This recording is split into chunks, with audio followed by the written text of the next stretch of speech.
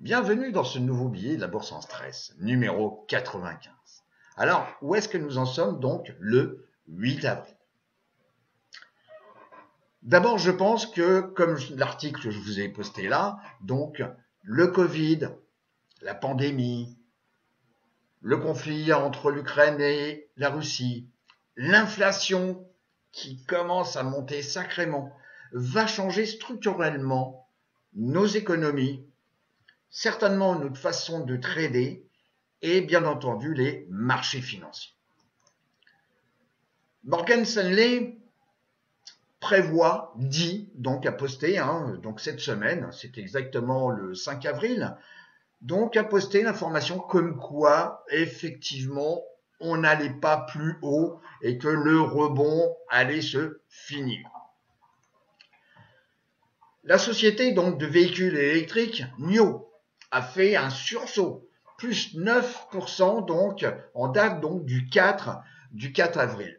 Bon, est-ce que c'est réellement, ça présage d'un rebond? Il faut quand même relativiser et se méfier. On en avait parlé, l'or, à travers l'ETF GLD.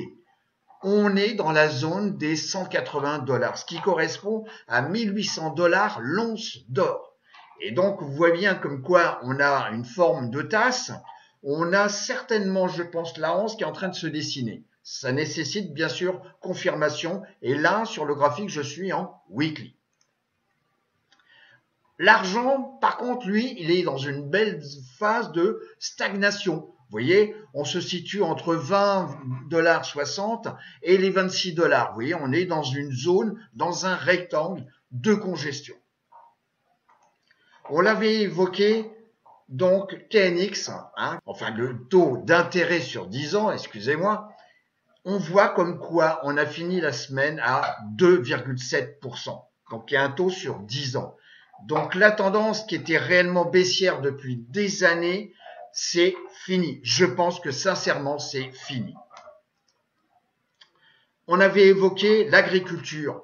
Donc bien entendu, la guerre, les deux pays, que ce soit la Russie et l'Ukraine, donc sont des gros producteurs donc de blé. Donc l'agriculture va en prendre un coup, c'est certain. Et on voit bien déjà que DBA, vous voyez, j'en avais parlé il y a 15 jours, donc on est arrivé à clôturer donc à 22,35 $, donc le 8 avril 2022. Les secteurs et les sous-secteurs que je suis, ici classés par ordre décroissant sur la performance sur 6 mois. Par rapport à il y a 15 jours, on a un plus grand nombre donc de secteurs ou sous-secteurs qui sont négatifs sur 6 mois. Vous voyez, ici on a les industriels, les biens et les services donc cycliques, les financières, on a les semi-conducteurs et on a jusqu'au retail avec ici les constructeurs de maisons. Alors effectivement, les constructeurs de maisons, il faut faire attention. Déjà, avec les taux d'intérêt qui vont monter, ça va pas mettre en avant, si vous voulez, le secteur donc de la construction de maisons. Ici, on voit la performance sur la semaine. Donc la semaine, vous voyez comme quoi on a ici donc XLV qui est la santé, qui a bien performé cette semaine. On a également donc les staples, XLP, les utilities, l'énergie, ça c'est pas étonnant, l'énergie, vous voyez, la performance sur un an, c'est plus de 66%. Donc là, l'énergie, c'est réellement le secteur sur lequel il faut être actuellement.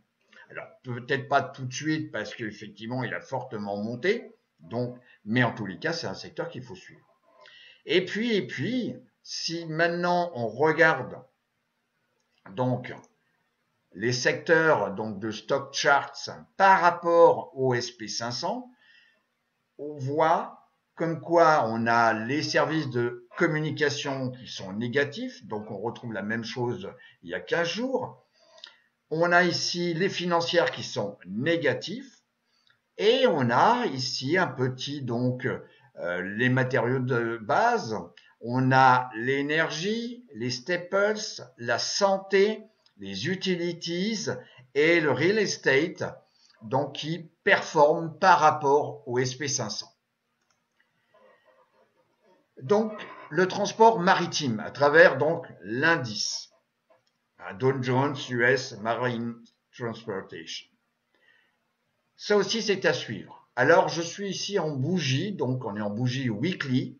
Attention, on est en bougie weekly. On a ici un plus haut, donc qui date donc de janvier 2020, avant la pandémie, avant le Covid, avec ici un point bas, donc en mars, donc 2020.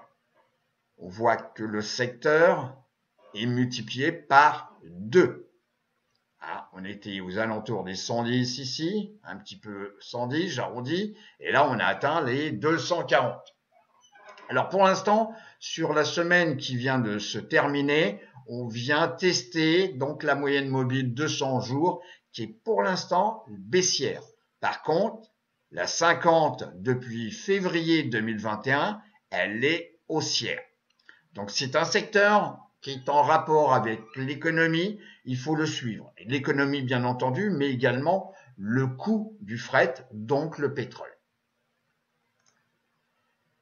Le SP500. Alors le SP500, on a clôturé donc cette semaine, le 8 donc avril 2022, on clôture sur la moyenne mobile 200 jours, donc à exactement 4488,27. Alors, la semaine prochaine, en tous les cas, on clôture sur la moyenne mobile. Est-ce qu'on va être tenté à tester la moyenne mobile, donc 50, après ce bel essai, vous voyez, cette belle tentative. On revient comme quoi, effectivement, Morgan Stanley disait comme quoi peut-être la fin du rebond était là. Peut-être. En tous les cas, ici, dans la ligne de mire, je pense qu'il faut voir les 4423 points, ok, et voir peut-être même en extension, tester donc les 4306 points. Le VIX, déjà, vous voyez, on n'est plus du tout dans cette zone, donc aux alentours des 15. On l'a fini. Tous les plus bas sont plus hauts. Les plus hauts en termes de clôture sur les VIX, donc là on est en bougie journalière, donc ils sont plus hauts. On est venu juste casser donc la 200, donc la moyenne mobile, donc 200 jours. On l'a cassé ici, donc le 5 avril, rebond, et on revient tester la moyenne mobile 200 jours. Alors les jours suivants méritent une attention particulière. Je dirais comme quoi il y a quand même des tensions, qu'elles soient donc économiques avec l'inflation, avec les taux d'intérêt et également en termes de conflits. Si on compare la volatilité de la volatilité, donc le VVIX par rapport à la volatilité, donc le VIX, on a recassé à la hausse la moyenne mobile 50 jours de la comparaison.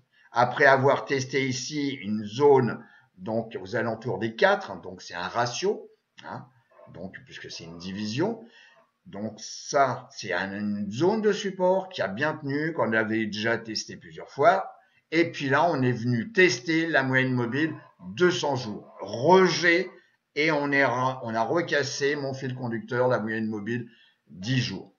Alors, est-ce qu'on va repartir vers le nord ou vers le sud? Ce sont les prochains jours qui vont me le dire. Quoi qu'il en soit, on a quand même une tendance. Bon, on n'est peut-être pas à l'abri de retester donc la moyenne mobile 50. Alors l'indice donc de la comparaison des put-call ratio sur les equities, ici nous sommes en bougie donc hebdomadaire. À noter qu'on a ici donc la moyenne mobile, donc 50, qui a une tendance haussière depuis ici la zone d'inflexion, donc de stagnation en octobre 2021. Et que ici les points bas sont toujours plus hauts. Alors, est-ce que on va favoriser l'achat de put pour se protéger au détriment de l'achat de call, qui est un sentiment, on va dire, bullish? Là aussi, il faut faire attention. Si on regarde la comparaison des 4 indices. Donc sur ici 6 mois. Intéressant, on voit que celui qui avait bien remonté, donc le Nasdaq 100, eh ben, il a reçu un rejet des prix. Et donc sur 6 mois, il est négatif, on est à moins 3% sur 6 mois, j'arrondis. Et que les deux seuls qui sont positifs, on retrouve donc le Dow Jones et ici donc le SP 500 et IWM, le Russell 2000, qui est toujours dans une zone de congestion ici, donc depuis un paquet de temps, depuis, on va dire, janvier. Justement, pour parler donc du Nasdaq 100, je suis en bougie donc journalière, et là, on a clôturé donc sur la moyenne mobile 50. Donc, on retrouve un petit peu ce qu'on a vu sur le SP500. Est-ce qu'on va rebondir ou est-ce qu'on va retracer donc vers les 14 000 points? Ça m'étonnerait pas, ça m'étonnerait pas. La saisonnalité du Nasdaq 100 sur 20 ans. Vous voyez comme quoi en termes de probabilité, on a 65% des fois où en mois de mars, on finit plus haut qu'on avait commencé en début de mois de mars. En avril, 65% également, donc où on finit plus haut à la fin du mois qu'on avait commencé. Et tout pour le mois de mai. Il n'y a qu'au mois de juin où vous voyez c'est 50-50. Donc une statistique sur 20 ans. Si je regarde maintenant le Nasdaq 100 sur des bougies avec des bougies donc mensuelles, on voit que le mois de mars, on a bien clôturé plus haut qu'on avait commencé le mois de mars. Au niveau de la ventilation par rapport à la capitalisation, on voit comme quoi sur un mois, on retrouve le duo donc des médias et des larges qui ont le plus performé. Les middle, on va dire un petit peu, 1,35, et les autres, vous voyez, entre pratiquement 0 et les nanos qui ont fortement baissé sur ce mois, enfin en tous les cas sur un mois. La performance donc sur cette semaine, vous voyez, tous les indices ont baissé, que ce soit donc, enfin tous les indices, toutes les capitalisations ont baissé, les mégas 2,70, les larges 1,13, les middle 3,78, moins 2,55, moins 3,44, voilà. Et en termes de signification, méga, large, je vous rappelle que vous avez ici la capitalisation. Sur un mois, j'ai screené donc les industries qui ont le plus performé. Alors, quand je dis les plus performés, vous voyez, sur un mois, nous avons, alors je vous rappelle qu'au total, il y a 144 industries, donc des sous-secteurs, il y en a 144. Et on voit qu'en tête, on a tout ce qui est boisson, le vin et la distillerie. Alors, vous allez me dire, mais pourquoi? Si vous voulez, c'est un peu comme les médicaments. Quand on a, c'est pour ça que on va avoir beaucoup d'opportunités et qui sont issues sur, on va dire, les émotions, sur le psychologique. Et je vous rappelle que les marchés financiers, c'est 80% de psychologie et 20% de technique. Donc, quand est-ce qu'on va boire? Alors, il y a le côté festif, par exemple pour Noël. Mais quand est-ce que tout ce qui est boisson alcoolisée a tendance à augmenter? Et parfois, il y a une relation d'ailleurs avec la santé, avec les médicaments. C'est quand le moral est pas bon, qu'il y a un conflit, qu'il y a effectivement, c'était mieux avant, etc. Il y a une relation avec ça. Alors, ce que je vous propose, donc, on va aller voir avec Finviz ce sous-secteur. Donc, on vient ici, on va regarder donc ce sous-secteur et on a ici beverage, donc tout ce qui est, voilà, cette industrie. Il y en a au total 10 et j'ai mis le mode chart. Et puis, on regarde la trombinette. Vous voyez comme quoi depuis celle-là, depuis un temps certain, les plus bas sont plus bas. Celle-là aussi. Celle-là, on a fait un plus bas ici et puis paf, action, réaction. Donc peut-être à suivre. Alors là, c'est elle est pas très grosse. On a 119 milliards de capitalisation. Donc c'est quand même une grosse. C'est une société donc du Royaume-Uni et qui est cotée sur le marché américain. Donc on a également des sociétés qui stagnent un peu, mais il y a peut-être des opportunités pour la raison que je vous dis. Hein. Le moral n'est pas bon, donc on compense par l'alcool. Et puis j'en ai vu une ici, voilà. Alors ça, les options, on oublie tout de suite parce que cette société, elle fait 46 millions de capitalisation. Alors c'est même pas, d'abord, je n'ai pas vérifié pour savoir s'il y avait des options, mais même s'il y en avait, je peux vous assurer que je ne vais pas en prendre. C'est beaucoup trop petit. Donc là, c'est purement du stock qu'il faut prendre. Et donc, c'est voilà, faire des petits coups. On voit qu'on a une très forte baisse. On a une zone de stagnation et ici, donc, on a une ligne, on va dire, ascendante, une tendance haussière. Je clique, voilà, et on a donc le graphique, on va le voir d'une façon un petit peu plus précise avec TradingView. Donc, vous voyez, on voit ici directement, donc, en plus gros, ce qui s'est passé. Fort retracement, donc à la fin, donc 2021, et puis là, on a donc une ligne de tendance légèrement haussière. Alors, je vous dis pas comme quoi il faut sauter dans le train, mais en tous les cas, on peut avoir, ce qu'on a, donc d'ailleurs, Michael vous propose une formation, retournement de tendance. Alors, je ne dis pas comme quoi elle correspond aux critères, mais en tous les cas, je l'ai détecté. Si on regarde sur TradingView, on voit ici comme quoi, effectivement, on a les plus bas qui sont plus hauts. Ok, on a ici une phase de correction, mais on n'est pas revenu tester les plus hauts, les plus bas, excusez-moi, ici. On a la 50D qui a une légère tendance haussière. La 200, elle est toujours baissière, ça c'est clair. Mais voilà, il y a peut-être une opportunité. Et si je me mets ici en weekly, bon, vous voyez comme quoi on a une belle montée ici en deux temps, hein, premier temps, deuxième temps, et puis une forte. Alors il faudrait voir les news. Alors peut-être les résultats étaient pas bons, je sais pas, ou il y avait un produit qui était dangereux, je ne sais pas. J'ai pas tout peaufiné là-dessus, mais en tous les cas, il peut y avoir des opportunités.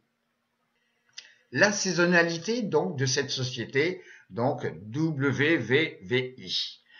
Alors ici, depuis 2009 jusqu'à 2021, on voit que sur mars-avril, les probabilités font comme quoi la société finit plus haut qu'elle n'avait commencé. Il n'y a que le mois de mai où effectivement, on va dire comme quoi la tendance est peut-être inversée et on retrouve cette tendance où on finit toujours plus haut à la fin du mois qu'en début de mois pour le mois de juin.